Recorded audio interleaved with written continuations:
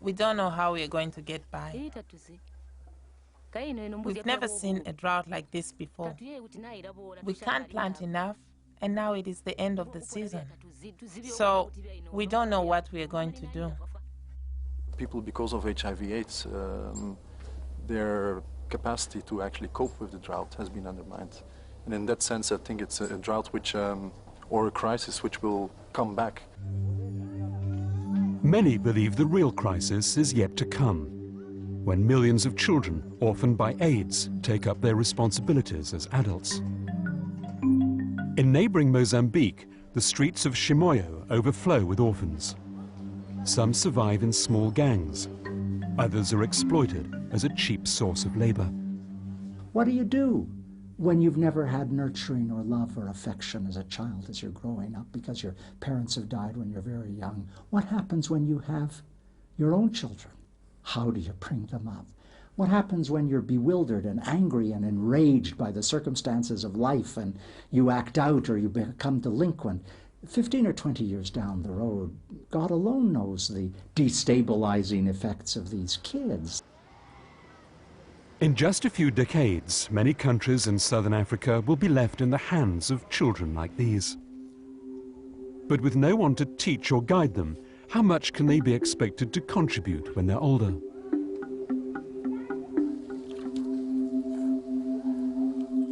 Since his parents' death, 14-year-old Soleil has been responsible for his sister and 2 brothers. One of them, Elias, is just 6 years old. Providing care is something Soleil is accustomed to.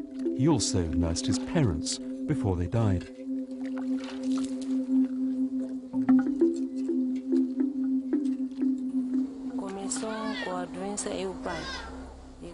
First, it was the father who was sick. He had a bad cough, so we took him to the hospital. Then the mother started getting sick. She had the same symptoms. She was coughing and had diarrhea. She went to a relative's home, and soon after, she died. As terrible as it's been, Soleil's battle with AIDS isn't over yet. Yes, of course. He has the same condition as his parents. He's not been tested at the hospital, but we are sure, since he has all the same symptoms. Orphan-headed households are entirely new. It never happened before in history that children simply did not have anywhere to go to, that they did not have any adult to turn to when they had lost their own parents. And traditionally, African societies have ways of taking care of orphans. They're immediately put into another household. Nowadays, there simply are no more households to put the orphans in. Chimoio is a community of 200,000 people.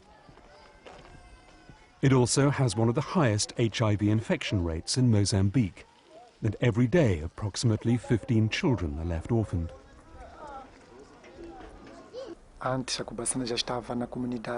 We were already working in the community with AIDS patients when it became clear that there was an even greater problem with the orphans they were leaving behind.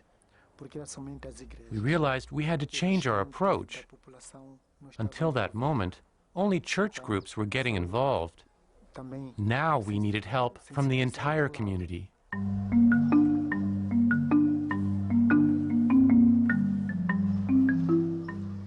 Just as a crisis of this magnitude can pull communities apart, it can also bring them together. As the number of HIV infections escalated in Chimoio, Kubat Sirana, an association of church groups, began mobilizing community support and recruiting volunteers.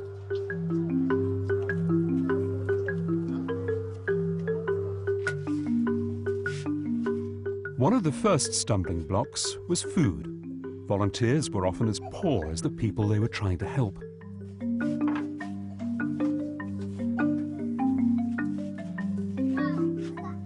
So Kubat Sirana began planting gardens, some growing food for widows, some for orphans, others food for the volunteers themselves.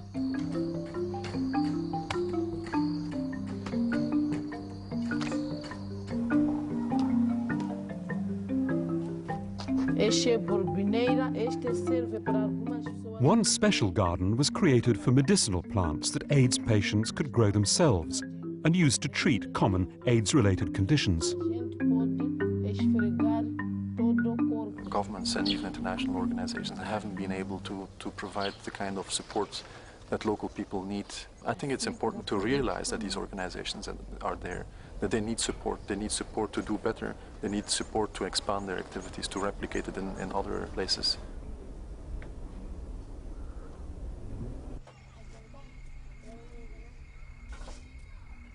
Soleil receives some food assistance from volunteers. Even so, he and his siblings are among the most vulnerable groups in society, with few opportunities to become self-supporting in the future.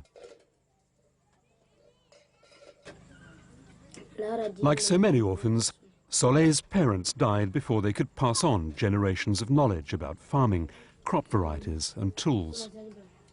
Multiplied by millions of AIDS orphans across southern Africa, it's not hard to understand why the current food crisis won't go away when the rains finally come. The orphans that are being left behind don't have enough agricultural knowledge to be able to continue agricultural work and to be able to produce food. We're looking at how knowledge that is kept usually at the community level but is lost because parents are dying before they can transmit that knowledge to the children can be kept and can be kept for future generations.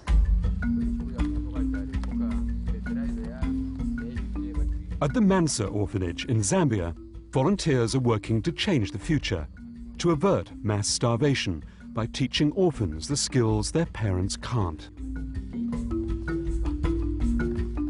How to grow food, the importance of working together, a sense of hope.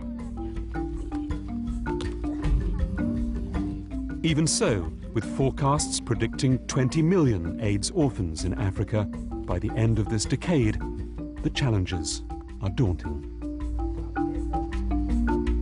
The United Nations family has to be vastly more mobilized than it is now.